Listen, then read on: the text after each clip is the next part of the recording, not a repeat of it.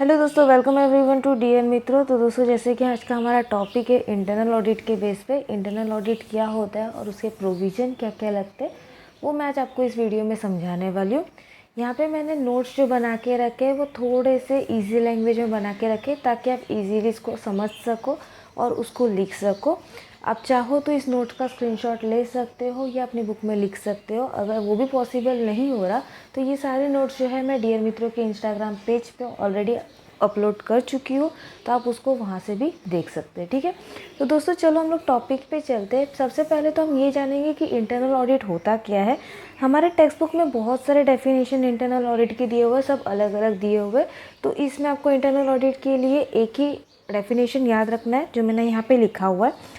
According to the definition of internal auditing in the IAS International Professional Practice Framework (IPPF), internal auditing is an independent, objective assurance and consulting activity designed to add value and improve an organization operation.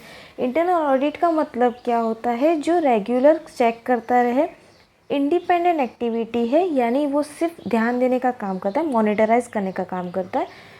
दूसरा consultant activity. Consultant का मतलब अगर कोई problem create हो रही है काम के अंदर तो वो उसको सुधारने का सल्यूशन देगा। ठीक है, तो ये एक्टिविटी किस चीज़ के लिए की जाती है? तो ये मोस्टली हम लोग के ऑपरेशनल लेवल के लिए की जाती है। ऑपरेशनल लेवल का मतलब होता है मिडिल लेवल और लोअर लेवल के लिए। इंटरनल ऑडिट हम लोग रेगुलर करते रहते हैं। जैसे कि हम लोग ने ऑडिटिंग के बारे में जाना था। ऑडिटिंग क्या होता है? तो पूरे साल का हम बैलेंस शीट पीएनएल चेक करते हैं, वो हम लोग का ऑडिटिंग रहता है और ऑडिटर रहता है। वैसे अगर हम लोग को कंपनी को और अच्छे से सुधारना है या मार्केट में उसकी वैल्यू बढ़ानी है, उसकी वैल्यू और इंक्रीज़ करनी है, तो इसके लिए कुछ कंपनी ऐसी भी है जो इंटरनल ऑडिटिंग करवाती है, यानी रेगुलर ऑडिटिंग करवाती है। ठीक है, अब वो रेगुलर ऑडिटिंग की वजह से क्या होता है, जहाँ पे प्रॉब्लम्स क्रिएट होते हैं वो तुरंत पता चल जाता है मैनेजमेंट को और उसको ऑन द टाइम सुधारने का जिम्मा उठाया जाता है। ठीक है, it helps an organization accomplish its objective by bringing a systematic, disciplined approach to evaluate and improve the effectiveness of risk management, control and governance process. ये किस चीज़ के लिए हेल्प करती है? तो जो भी हम लोग की ऑब्जेक्टिव्स रहती है, हमारी कंपनी की जो ऑब्जेक्टिव्स रहती है उसको अच्छे से पाना और उसके साथ साथ एक डिसिप्लिन अप्रोच कर देती है। जहाँ पे हम लोग की गलती रहेगी तो वो तुरंत हम लोग को बता देगी कि आपकी ये गलती है, तो हम उसको सुधारने का तुरंत कोशिश करेंगे। इसकी वजह से कंपनी को फ़ायदा क्या होगा कि लॉस बहुत कम होगा और रेगुलर चेक होने की वजह से जो बिज़नेस है वो और प्रॉफिटेबल होगा। ठीक है, अब उसके आगे हम लोग का दिया हुआ है इंटरनल ऑडिट के स्टैट्यूटरी प्रोविज़न क्या क्या है, मतलब कौन कौन से रूल्स यहाँ पे अप्लाई होते हैं। सबसे पहला हम लोग का दिया सेक्शन 138 ऑफ कंपनी एक्ट 2013।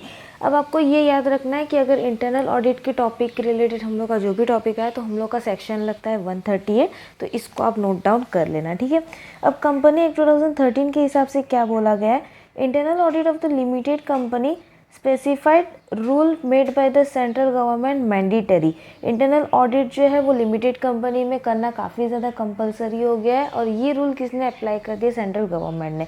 यानी जो भी कंपनी लिमिटेड कंपनी होगी, गवर्नमेंट कंपनी होगी, उसको इंटरनल ऑडिट करवाना ज़रूरी होगा। ठीक है, the central government has made company rule 2014। Central government 2014 में कंपनी रूल बनाई थी, जिसमें सबसे पहला दिया हुआ है एवरी लिस्टेड कंपनी, यानी हर लिस्टेड कंपनी को इंटरनल ऑडिट करवाना कंपलसरी है। अब लिस्टेड कंपनी कौन सी कंपनी रहती है? तो जो कंपनी स्टॉक एक्सचेंज में अपने आप को लिस्टिंग कर चुकी होगी उसको हम लोग लिस्टेड कंपनी बोलते हैं, तो उस लिस्टेड कंपनी को इंटरनल ऑडिट करवाना कंपलसरी रहता है।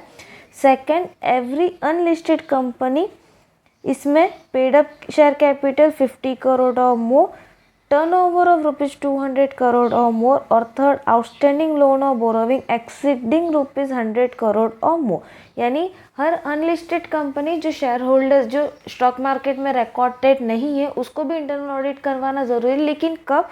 सबसे पहला पॉइंट हम लोग का क्या दिया हुआ है कि जिसका शेयर कैपिटल 50 करोड़ या उससे ज़्यादा होगा प्रीसीडिंग प्रीवियस ईयर। आपको ये याद रखना है, आप जब भी आंसर लिखोगे तो यहाँ पे हर जगह पे प्रीसीडिंग प्रीवियस फाइनेंशियल ईयर ही लिखना, क्योंकि करंट ईयर का हम चेक नहीं करते। ठीक है, सेकंड, जिसका टर्नओवर रेट जो है वो 200 करोड़ या उससे ज़्यादा है, ये भी प्रीसीडिंग प्रीवियस ईयर होता है।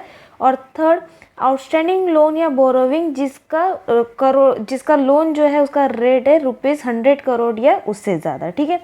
फिर उसके बाद एवरी प्राइवेट कंपनी, इसमें भी सेम रूल अप्लाई होता है, लेकिन इसके अंदर हम लोग का पेड अप कैपिटल नहीं आता, बाकी के दो आते, जिसमें सबसे पहला पॉइंट था टर्नओवर ऑफ ₹200 करोड़ और मोर प्रीसीडिंग प्रीवियस ईयर, और सेकंड, आउटस्टैंडिंग लोन और बोरोविंग एक्सीडिंग ₹100 करोड़ और मोर। यानी ऊपर के जो सेकंड और थर्ड पॉइंट है वो ही इसमें प्राइवेट कंपनी में डाल दिए। बस आपको क्या करना है, जब आंसर लिखोगे तो ये याद रखना कि प्रीसीडिंग प्रीवियस ईयर आपको लिखना पड़ेगा, क्योंकि ये कैलकुलेशन जो है प्रीसीडिंग प्रीवियस ईयर का ही होता है। अब ये जो कंडीशंस में आते हैं उनको इंटरनल ऑडिट करवाना ज़रूरी है, ठीक है। तो दोस्तों यहाँ पे हम लोग का इंटरनल ऑडिट का जो डेफिनेशन है और प्रोविज़न है वो हम लोग ने यहाँ पे कंप्लीट किया। एक बार छोटा सा क्विक रिवीजन करेंगे। इंटरनल ऑडिट होता क्या है, तो जहाँ पे हम रेगुलर बिजनेस के अंदर ऑडिटिंग करवाते हैं उसको हम लोग इंटरनल ऑडिटिंग का बोलते हैं। इसका फ़ायदा क्या होता है, तो डे टू डे एक्टिविटी में अगर कोई भी छोटी मोटी मिस्टेक हो रही है, किसी को कोई कॉम्प्लिकेशंस आ रहे हैं, तो वो ऑडिटर वहाँ पे सुधारेगा और इससे कंपनी की वैल्यू जो है वो बढ़ेगी, ठीक है। इसके प्रोविज़न हम लोग ने देखे, जिसमें हम लोग को बताया गया कि लिस्टेड